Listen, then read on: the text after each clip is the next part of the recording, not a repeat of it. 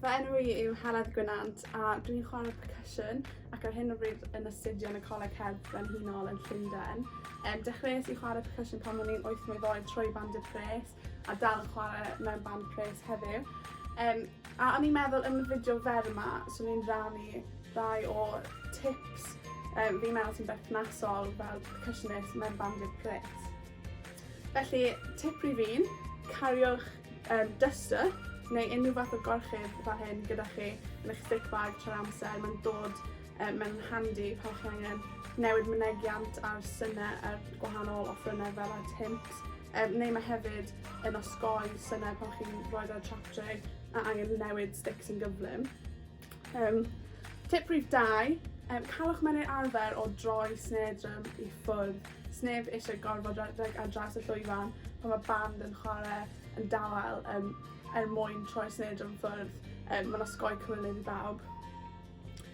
Tip rhif 3, cariwch pensil a rhywbeth a sgwennwch bob dim i fewn ar eich cerddoriaeth.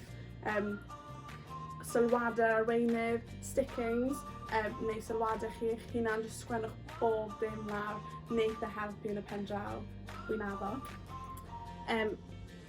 Tip rhif 4, mae'n aml bod rhaid i ni fel percussionist chwarae lot o offerynnau gwahanol mewn un darn.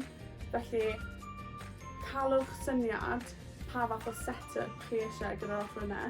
Cyn cerdded mewn i stafell ymarfer, calwch syniad o lle chi eisiau rhoi'r offerynnau gyd, fel bod e'n gwneud bywyd yn haws i chi, fel bod chi'n osgoi gofod rhedeg ar draws y llwyfan. Jyst calwch e gyd o flaen chi mor hawdd â phosib. Tip rhif 5, dalwch llygad yr arweinydd.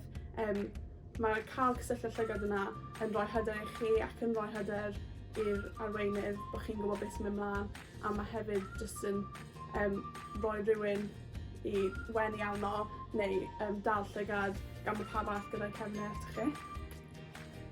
Tip rhif 6 yw arbrofwch gyda synnau holl offerynnau gwahanol. Felly chi'n newid synnau'n digon hawdd ar bob offeryn, enghraifft gyda tambrin.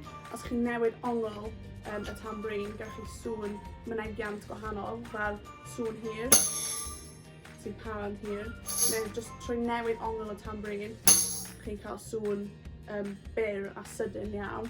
Felly jyst arbrofwch gyda bob offeryn, fel bod chi'n cael y mwyaf allan o'r bob offeryn.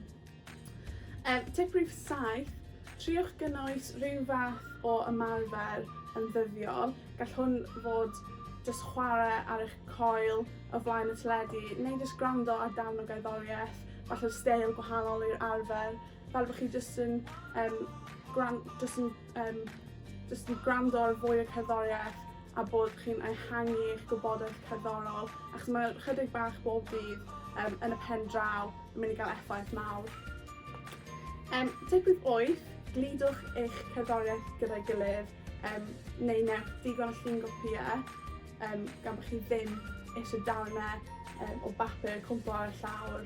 Falle bod chi bach yn nerfus, dwylo'n crynu rhywbeth. Jyst glidwch nhw gyda'i gilydd, fel bod pan bod chi'n symud cerddoriaeth o stand i stand, bod dim byd yn disgyn.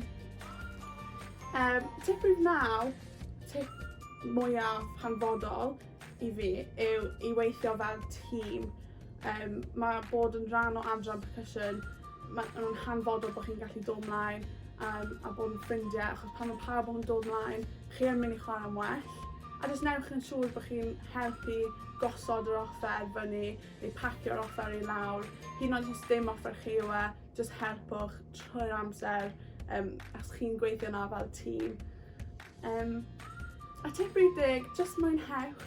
Mae gen i gymaint o offerynnau gwahanol fel percussionist, a gwahanol offerynnau fysen ni byth yn meddwl chwarae fel arfer. So jyst newch y mwyaf ohono fe, jyst joiwch. So dyna 10 tip gen i.